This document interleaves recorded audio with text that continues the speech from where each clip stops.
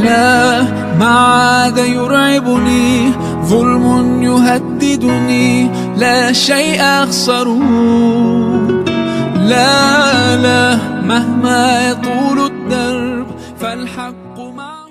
عليكم ورحمة الله وبركاته. بسم الله. الحمد لله والشكر لله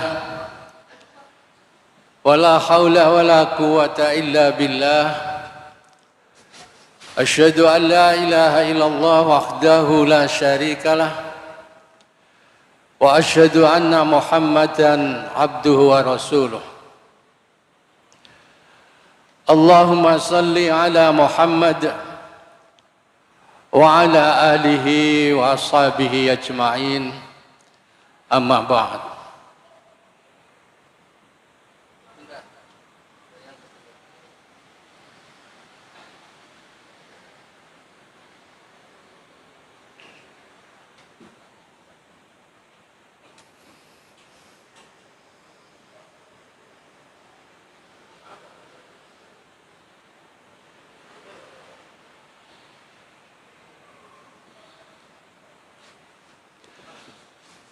Para hadirin jamaah rahimakumullah,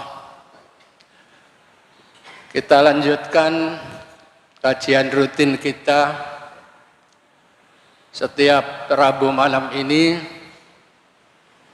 setelah kita libur selama bulan Ramadan, dan alhamdulillah kita bersyukur pada Allah, hari ini kita bisa melanjutkan kembali. Dan tema yang akan kita bahas yaitu masih melanjutkan yang dahulu, yaitu tentang kisah Abu Bakar As-Siddiq. Mudah-mudahan untuk kali ini nanti bisa selesai, karena ada waktu sekitar setengah jam lebih. Mudah-mudahan bisa selesai sampai Abu Bakar wafat. Kalau sudah wafat mesti berhenti, Pak ya. Wafat berhenti. Dalam kajian yang lalu kita telah mengkaji tentang suksesi kepemimpinan. Pada saat itu Abu Bakar telah terpilih sebagai khalifah pertama. Sekalipun ada berbeda pendapat sedikit pada awal-awalnya, tapi akhirnya Abu Bakar bisa terpilih secara aklamasi. Ini. Nah, setelah terpilih itu maka Abu Bakar mempunyai tugas yang sangat berat. Karena menghadapi gangguan di dalam negeri, juga gangguan dari luar negeri. Dan ada satu hal lagi yang harus diselesaikan, yaitu tentang dasar daripada agama Islam kita ini, yaitu tentang pembukuan atau pengumpulan ayat-ayat Al-Quran.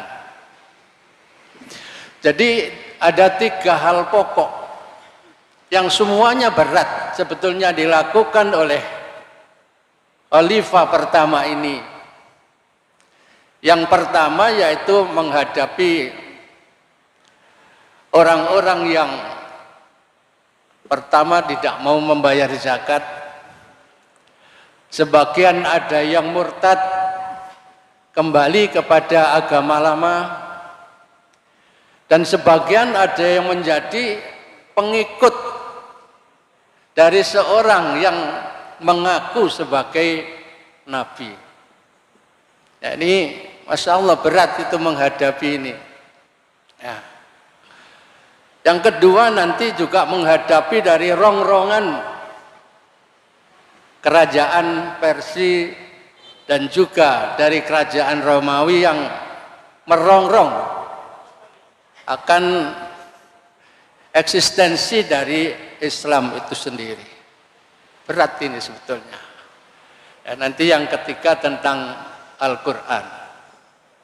Para hadirin, kalau kita baca di sini bahwa setelah suksesi ya Abu Bakar, ada beberapa masalah yang mengancam, mengancam stabilitas di dalam negeri. Muncul. Ada beberapa suku Arab yang terutama dari daerah Hijaz dan daerah Najd, di situ disebutkan membangkang kepada Khalifah Abu Bakar. Antara lain tidak mau membayar zakat itu, karena dianggap bahwa zakat itu kalau Nabi sudah wafat ya sudah selesai. Karena dianggap komitmennya bersama Rasulullah aja. Ya, kalau Rasulullah sudah wafat ya sudah. Itu adalah sebagian mereka berpendapat seperti itu. Dan sebagian yang lain kembali kepada agama lamanya. Coba. Ya. Sebagian tadi saya katakan mengikuti seorang yang mengaku sebagai nabi. Tiga kelompok ini sangat berat dihadapi oleh Abu Bakar. Kalau ini misalnya dibiarkan oleh Khalifah Abu Bakar, mungkin Islam kan punah. Ya. Yang sebagian tidak mau zakat, sebagian murtad, sebagian mengikuti nabi palsu. Padahal pada waktu itu pengikut dari nabi palsu yang disebut dengan Musailamah Al-Kadzab ini pengikutnya sudah banyak sekali. Ya, pada saat peperangan itu sudah pendukungnya sekitar 40.000 pendukung. Ini Musailamah. Ini maka harus dihadapi dengan serius oleh Abu Bakar. Maka oleh Abu Bakar diputuskan, ayo orang-orang ini harus diperangi. Ya, kalau dibiarkan, wah bahaya ini, diperangi. Mula-mula Umar tidak setuju untuk memerangi mereka ini. Karena apa? Karena mereka ya masih syahadat. Ya, masih syahadat. Hanya tidak mau membayar zakat. Mungkin dia juga masih sholat gitu. Ya. Makanya Umar kurang setuju pada saat itu. Sahabat Umar. Abu Bakar diprotes, tapi Abu Bakar mempunyai satu alasan yang kuat. Ya, kata Umar begini, ya, bahwa kita itu diperintah untuk memerangi manusia itu, umirtu an uqatilan nas hatta yaqulu la ilaha illallah. Jadi kita ini hanya disuruh memerangi manusia, ya, sehingga dia itu mau mengucap la ilaha illallah. Itu Umar berpedoman dengan hadis atau sabda Rasulullah yang itu. Faman qala la ilaha illallah asama minni maluhu wa nafsuhu. Siapa yang sudah mengucap syahadat, syahadu an la ilaha illallah, misalnya apalagi disempurnakan dengan wa asyhadu anna Muhammadar Rasulullah, maka di sini disebutkan asoma, ya, minni maluhu wa nafsu, maka sudah terjaga hartanya dan darahnya dan nafsu jiwanya. Hartanya, jiwanya sudah dilindungi. Artinya tidak boleh lagi diperangi. Itu alasan Umar pada saat itu. Ya. Illa bihaqqil Islam, kecuali dengan alasannya hak menurut Islam. Yang boleh diperangi itu kan hanya siapa? Ya. Umirtu an uqatilan nas kata yasyhadu alla ilaha illallah, itu tadi. Tapi ada yang boleh diperangi itu, yaitu as-saibuz zani, yaitu yang zina secara muhsan itu boleh dibunuh, yaitu dirajam, ya, dibunuh. Ya. Wan nafsu bin nafsi, hukum kisos, pembalasan jiwa dengan jiwa, itu boleh. Membunuh harus dibunuh kalau membunuhnya tanpa alasan itu. Ya. Watariku lidinihi, orang-orang yang meninggalkan agamanya, artinya orang-orang yang murtad karena tidak sesuai sudah dengan ucapannya asyhadu alla ilaha illallah tadi. Orang murtad itu yang boleh, tapi yang di sini hanya tidak mau bayar zakat, tidak mau bayar zakat ini. Maka Umar juga pada waktu itu ngotot gitu. Tapi Abu Bakar juga ngotot, dalam hatinya juga ngotot Abu Bakar. Alasan beliau, wallahi la uqatilanna man farraqa bainas shalah wal zakat. Demi Allah, aku akan memerangi orang yang memisahkan antara salat dan zakat. Karena apa? Fa inna zakata hakul mal. Sesungguhnya zakat itu haknya Allah di bidang harta. Di bidang harta. Jadi tidak boleh dipisahkan antara misalnya dia masih sholat, ya, tapi harus sholat juga zakat.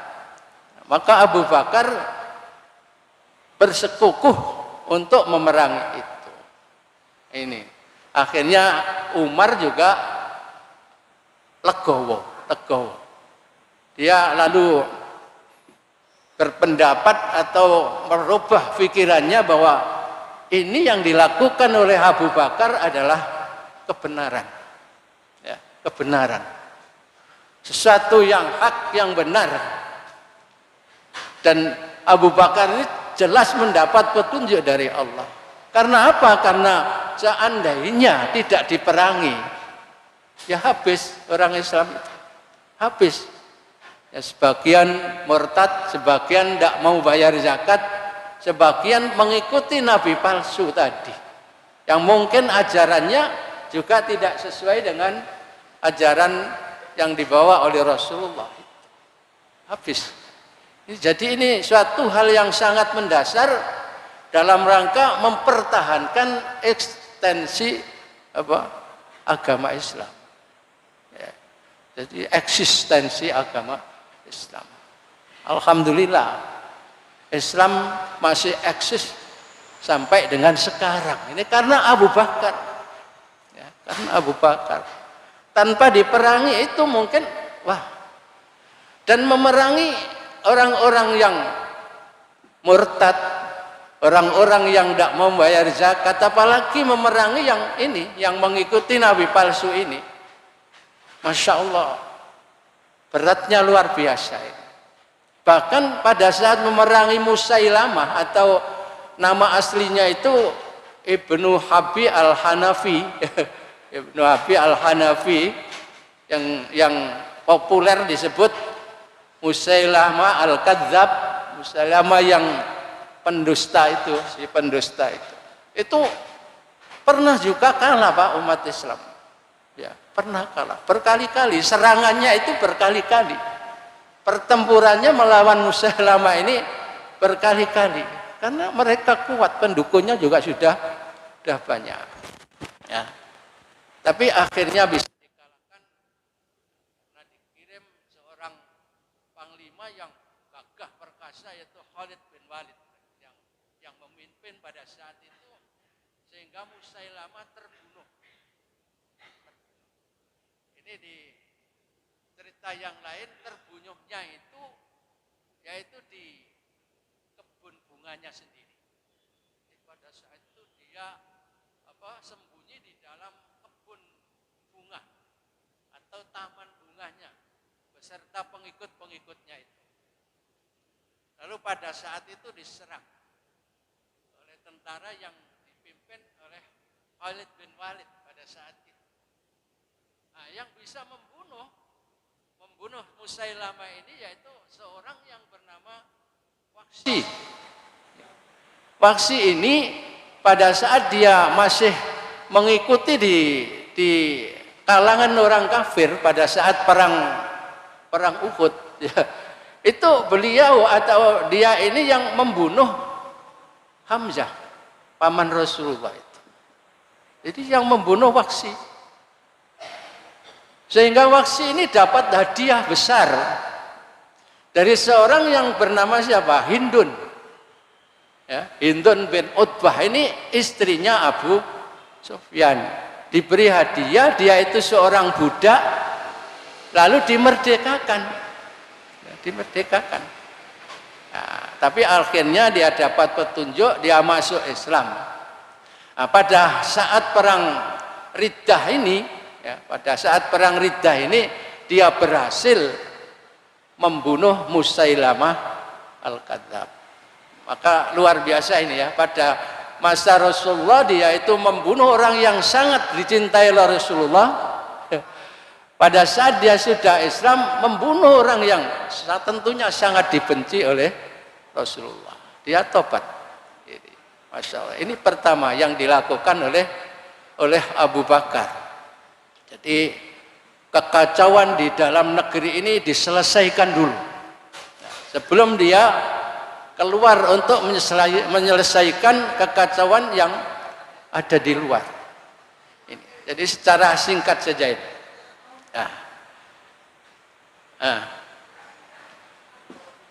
Kemudian setelah di dalam negeri itu sudah tentram, ya, sudah kembali bersatu lagi atas usaha-usaha yang dilakukan oleh Khalifah Abu Bakar, maka mulailah untuk menyelesaikan yang di luar. Yang di luar itu menyelesaikan atau meredam segala bentuk pemberontakan yang terjadi di luar, yaitu dari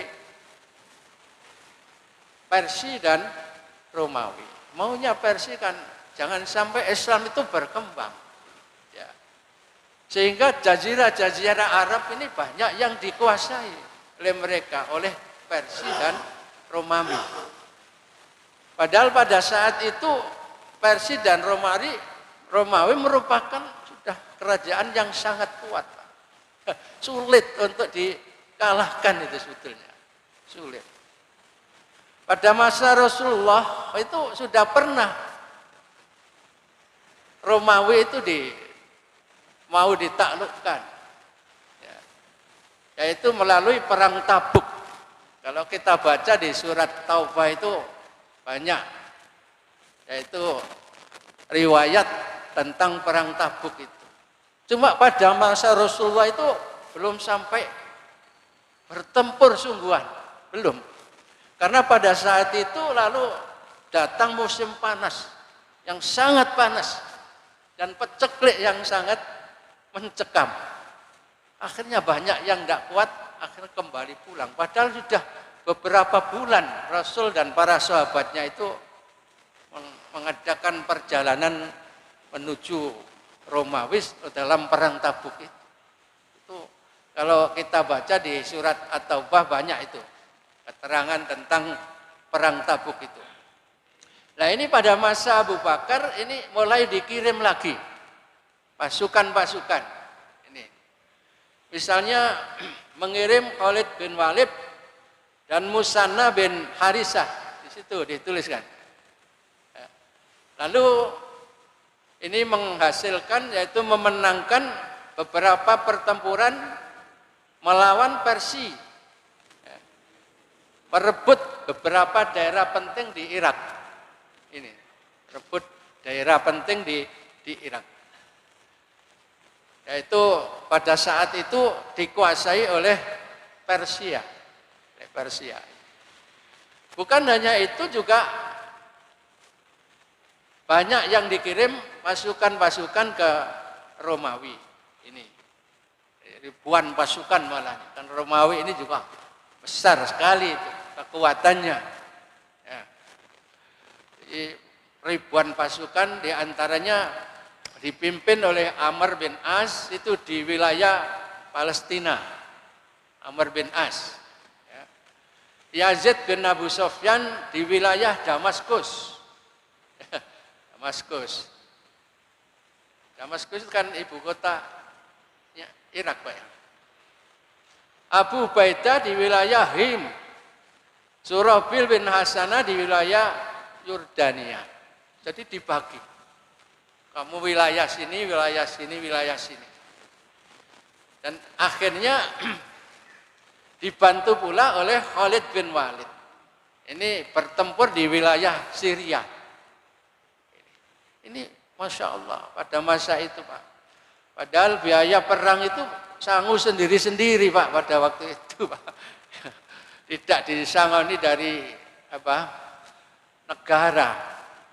Ya, siap sendiri-sendiri. Luar biasa. Ini. Pada masa Rasulullah itu sanggup sendiri-sendiri. Kalau masa sahabat ini barangkali sudah mulai ada pembiayaan barangkali gitu. Ini.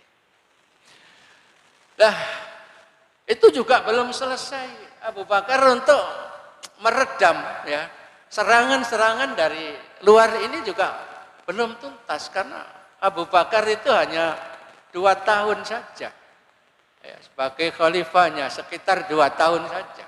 Maka akhirnya nanti akan dituntaskan di saat Khalifah Umar. Khalifah Umar. Apanya ya? Yang kelap-kelip ini. Ini. Jadi Khalifah Umar insya Allah akhirnya tuntas. Ini sekelumit tentang perang Riddah. Jadi kalau tadi Musailamah Al-Kadzdzab tadi selesainya yaitu di daerah perang Hamamah, Yamamah, bukan Hamamah. Jadi serangan di daerah Yamamah, ya di kebun bunganya tadi.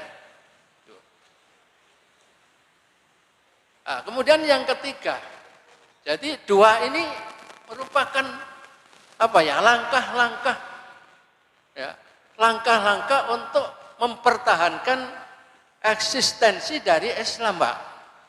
Umpama 2 ini tidak dilakukan oleh Abu Bakar barangkali karena serangan dari Romawi, serangan dari Persia, ya, tidak dilawan, maka ya habis itu. Jazirah Arab akan habis dikuasai oleh Persia dan Romawi. Tapi alhamdulillah dengan kegigihan Abu Bakar dan dengan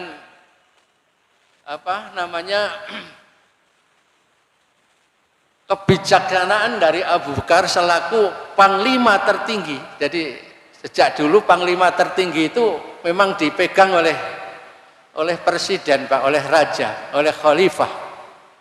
Dan sampai sekarang di politik modern ini kan juga sama, ya. Itu berarti sama dengan dulu itu. Presiden sebagai panglima tertinggi angkatan bersenjata kalau dulu. Kalau sekarang panglima tertinggi Tentara Nasional Indonesia. Sama pada saat itu. Masya Allah, ini suatu keberhasilan yang luar biasa. Karena apa? Ini menentukan sekali lagi hidup dan matinya Islam.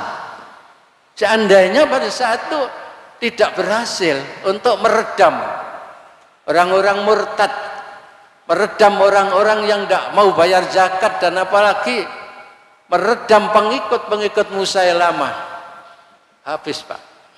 Dan apalagi ditambah serangan dari Persia dan Romawi itu. Alhamdulillah kita bersyukur pada Allah sampai sekarang Islam masih tetap ada dan insya Allah akan tetap jaya. Buktinya apa? Di luar negeri banyak berkembang Islam. Ya, mudah-mudahan di Indonesia Islam juga tetap jaya. Amin.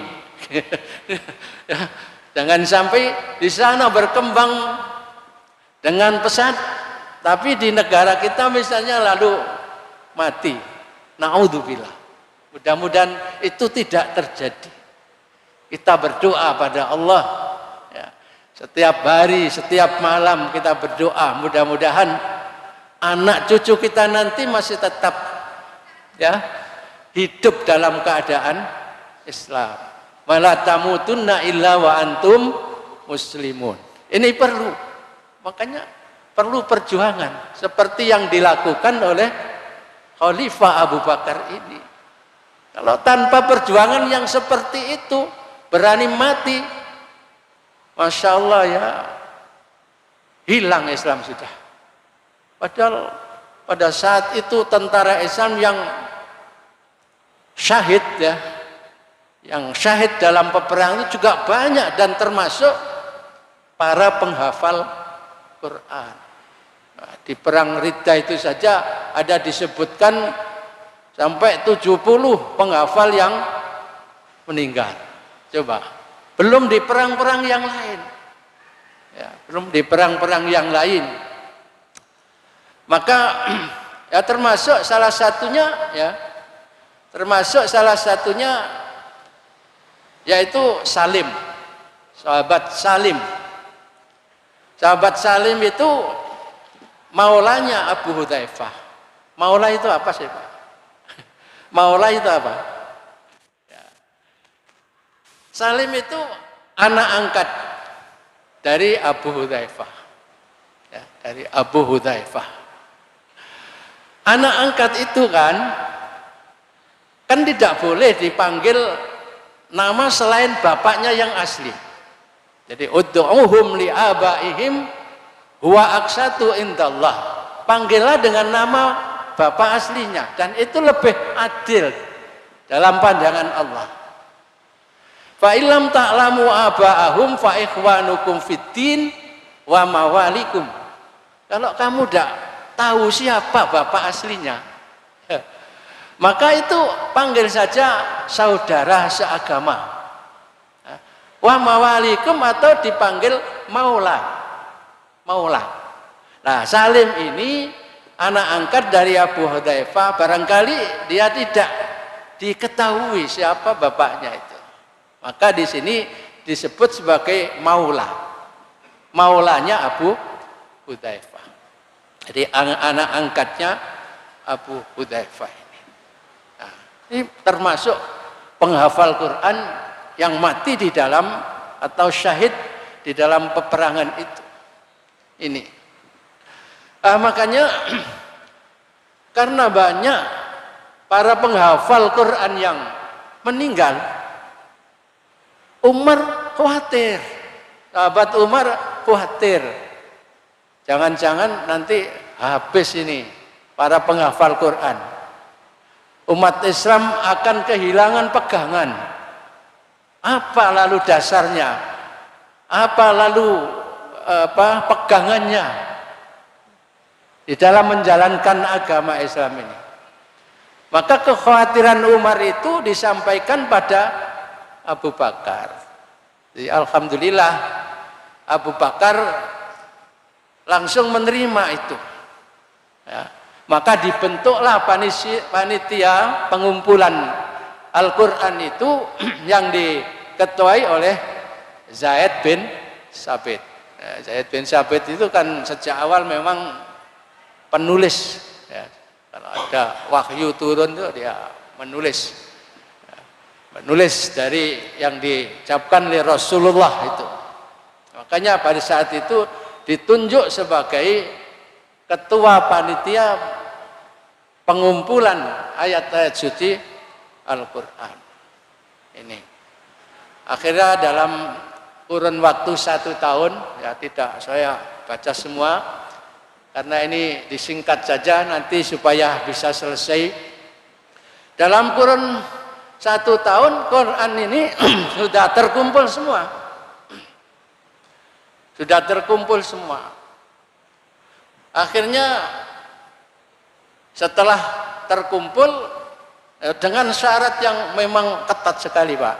Tidak hanya hafalan, tapi harus bisa menunjukkan catatannya pada saat mencatat di depan Rasulullah itu, dan harus ada 2 saksi.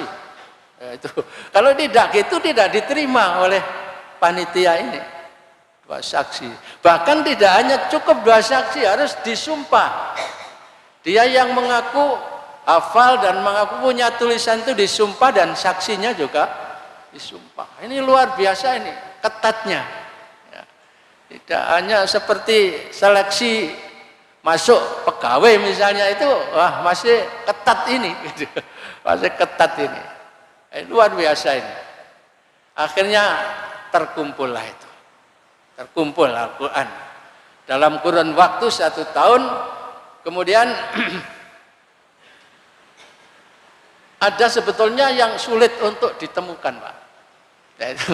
Yaitu akhir dari surat Taubah. Dimulai dari ayat 120 hingga akhir surat. Itu sulit ditemukan pada saat itu. Ini akhirnya ditemukan juga, ya, ditemukan juga, yaitu sahabat Huzaimah Al-Ansari ini mempunyai catatan surat akhir Taubah dari ayat 120 hingga akhir surat. Nah, setelah dicek sudah ada saksi dan lain sebagainya, akhirnya baru ditulis. Ini ayat 120 dari surat At-Taubah hingga akhir. Ini. Nah, setelah terkumpul maka kumpulan dari ayat-ayat Quran tadi disimpan oleh Abu Bakar. Setelah Abu Bakar berakhir diserahkan pada Umar. Ya. Setelah Umar berakhir diserahkan kepada Hafsah. Hafsah itu kan putri dari Umar yang istri Rasulullah. Nah, dari catatan yang disimpan oleh Hafsah inilah lalu nanti yang membukukan adalah Utsman. Jadi pada saat Utsman itu berdasarkan catatan yang disimpan oleh Hafsah tadi. Ya, Hafsah tadi. Makanya Quran yang dibukukan pertama kali itu dinamakan Mushaf Utsmani. Mushaf Utsmani. Nah itu masih belum sempurna, Pak. Ya belum ada harokatnya seperti sekarang begini. Ini kalau kita pelajari tentang sejarah pengumpulan Al-Quran ini ya, kita belajar Ulumul Quran misalnya atau pengantar tafsir Al-Quran ini sejarahnya panjang sekali ini. Ya, ini tentang pengumpulan Al-Quran ini. Nanti sejarah tentang pemberian harokat dan lain sebagainya itu bertahap. Alhamdulillah kita sekarang ini sudah tidak kesulitan karena sudah ada harokatnya a, i, u, ba, bi, bu, sudah ada ilmu tajwidnya. Kalau dulu kan belum ada. Ya, membacanya beda-beda nanti. Suku sana beda, di daerah sana beda membacanya. Alhamdulillah bisa disatukan,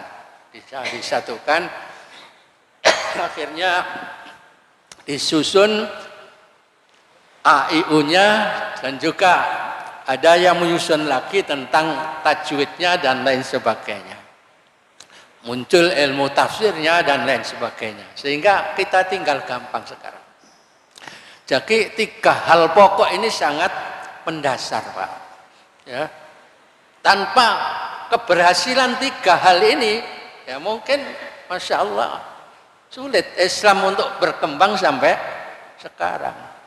3 hal ini tadi. Jadi itu tadi yang dalam negeri, yang rongrongan dari luar negeri dan pengumpulan Al-Quran ini. Para hadirin, sekarang kita kaji tentang wasiat Abu Bakar. Abu Bakar itu punya beberapa wasiat. Ini wasiat yang secara umum. Nanti kalau masih ada waktu itu ada wasiat khusus kepada Aisyah. Kemudian ada wasiat yang khusus kepada Umar bin Khattab. Ini banyak wasiatnya. Wasiat yang secara umum antara lain ini. Ya.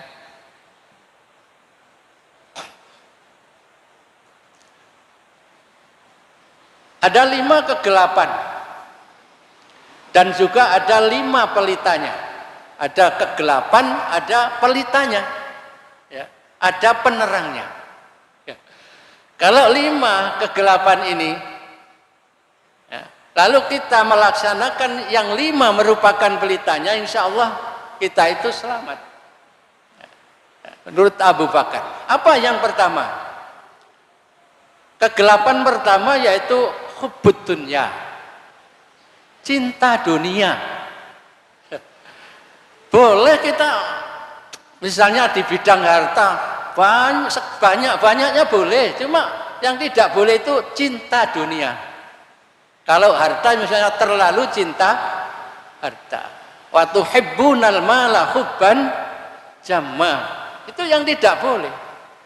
Artinya harta itu sudah masuk di dalam hatinya, betul-betul masuk di dalam hatinya, sehingga untuk keluar itu wah sangat alot sekali, karena sudah kadung cinta.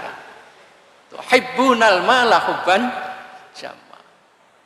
Umat Islam boleh sekaya-kayanya berusaha sekuat tenaga untuk menjadi orang kaya, dan itu diperlukan. Masjid yang sebesar ini misalnya tanpa harta orang-orang kaya ya tidak terwujud. Ini perjuangan macam-macam tanpa harta orang yang kaya juga sulit. Makanya orang Islam dianjurkan untuk jadi orang kaya. Tapi kaya itu jangan sampai lalu menjadikan kita itu hubbud dunia, ya, cinta dunia. Kalau disinggung dalam ayat tadi, wa tuhibbunal mala hubban jamma, terlalu cinta harta. Ini kegelapannya. Ya. Karena apa sih orang yang sudah hanya berorientasi dunia, bukan hanya harta saja, tapi dunia yang sering sudah saya sampaikan, yang populer kan apa? Dunia itu.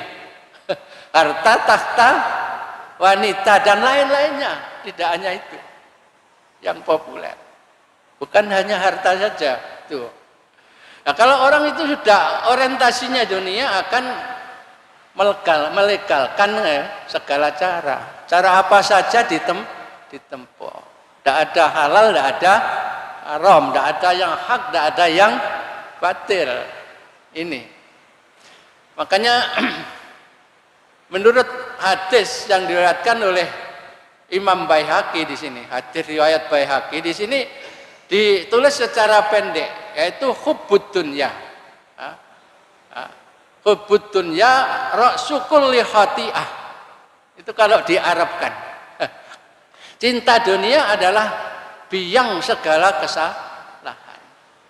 Kalau ada yang panjang itu dimulai dari begini. Jumudul aini min qaswatil qalbi. Jadi kebekuan air mata orang itu sulit untuk menangis. Masyono poe gak mesakno blas, gak bisa nangis.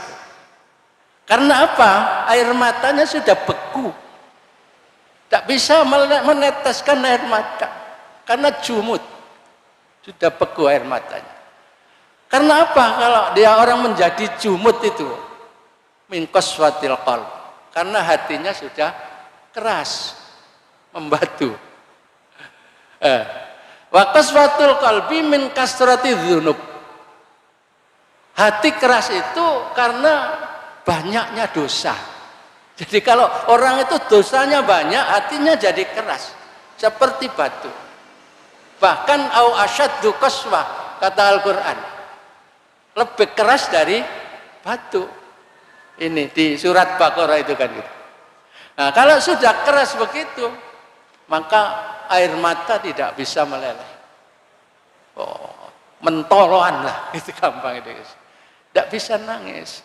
Padahal kita itu dianjurkan banyak menangis, sedikit ketawa. Nek kaken guyune atine dadi atos. Gitu loh. Ini. Yang akeh nangis insya Allah hatinya jadi lunak. Bukan berarti kita harus setiap hari menangis, Bukan itu maksudnya. Nangis, terseduh-seduh, ya bukan. Jadi dalam hati maksudnya, dalam hati. Ya. Wah, jadi kasratul qalbi min kasrati dzunub. Wa kasratul dzunub min tulil amal. Orang itu banyak dosanya karena angan-angannya sangat panjang. Sangat panjang. Umurnya sudah 60 tahun tapi masih merencanakan 50 tahun lagi ke depan. Misalnya. Boleh Pak, berencana itu boleh. Punya angan-angan ke depan itu boleh, tidak. Cuma Nabi menggambarkan itu. Ada orang itu yang umurnya itu hanya sampai di sini tapi angan-angannya masih sampai di sana. Akhirnya apa yang terjadi? Ya, gak eleng mati. Masih panjang angan-angannya. Jadi kasratul min tulil amal. Panjang angan-angannya itu karena apa? Karena hubbud dunya. Pengen urip terus dunya iki. Ndak eling matine. Jadi hubbud dunya. Wa hubbud dunya ra'su kulli khati'ah. Orang yang terlalu mencintai dunia itu akhirnya menjadi cinta dunia itu menjadi pangkal segala kesalahan. Karena tanpa batas akhirnya ini haram, ini tidak, ini tidak diperhatikan. Jadinya kesalahan-kesalahan itu selalu dilakukan. Ini wasiat yang pertama. Kegelapan pertama. Kegelapan kedua, berbuat dosa. Itu sama saja dengan tadi banyak dosa tadi. Ya. Yang ini tadi bisa disinari dengan pelitannya yaitu takwa. Kalau orang itu sudah takwa Pak, ya takwa yang sudah sering isinya diterangkan itu, ya insya Allah tak selamat. Tidak selalu hubbud dunya tadi. Ya, harus dilawan dengan ketakwaan. Kemudian yang kedua yaitu banyak dosa, banyak berbuat dosa. Ini akan bisa dicerahkan dengan taubatan nasuha. Taubat, begitu dosa ingat, wah ini dosa rek tobat. Ini jangan ditunda-tunda, wis engko ae wis tuwa tobat. Ya, engko saiki sik dines kok bisa nek pensiun tobat. Ya tidak bisa begitu. Jadi itu nek nunggu tobatnya nanti wah enggak bisa. Innamat taubatu 'ala Allah. Jadi sesungguhnya tobat ada Allah itu diterima itu begitu dia dosa lalu ingat bahwa ini dosa, begitu dia tobat. Itulah tobat yang diterima. Jangan saya menunggu nanti kalau sudah nyawa dekat dengan kerongkongan. Ini walaisatit taubatu lilladzina ya'maluna sayyi'at hatta idza hadara ahadahumul mautu qala inni tubtul an. Ini Masya Allah. Ini sudah habis ya. Ya, itu dua saja wasiatnya, dan wasiat pada Umar dan Aisyah sudah kita lewati saja. Dan sekarang Abu Bakar meninggal aja. Meninggalnya itu yaitu pada tanggal 23 Agustus 634 Masehi, 8 Jumadil Akhir 13 Hijriyah. Jadi 2 tahun setelah meninggalnya Rasulullah. Rasulullah kan 11 Hijriyah. Di kota Madinah karena sakit yang diderita. Umurnya ada yang mengatakan 61 tahun, ada yang mengatakan 63 tahun. Ini barangkali yang tepat 63 ini, karena selisih umur Nabi dengan Abu Bakar 2 tahun. Padahal Nabi wafat pada tahun 11 Hijriah, Abu Bakar 13 Hijriah, berarti selisih 2 tahun. Jadi betul kalau umur 63 tahun ini. Ya, dimakamkan sudah bapak-bapak yang pernah haji di sana kan sudah bisa melihat di situ bersama di samping satu dengan makam Rasulullah ini. Dan di sanalah ada raudhah. Nah ini gambarnya. Ini gambarnya. Ya mudah-mudahan apa yang pernah dimiliki oleh Abu Bakar itu bisa menjadi tauladan bagi kita dan juga pemimpin-pemimpin kita. Ya, mudah-mudahan juga kita bisa mendekat ke sini ya Pak. Bisa mendekat ke sini. Yang sudah ya mungkin bisa berulang, yang belum mudah-mudahan cepat-cepat bisa. Di sini kita di raudhah ya di sini. Ya, saya kira cukup dan mudah-mudahan manfaat. Subhanakallahumma bihamdika asyhadu an la ilaha illa anta astaghfiruka wa atubu ilaik.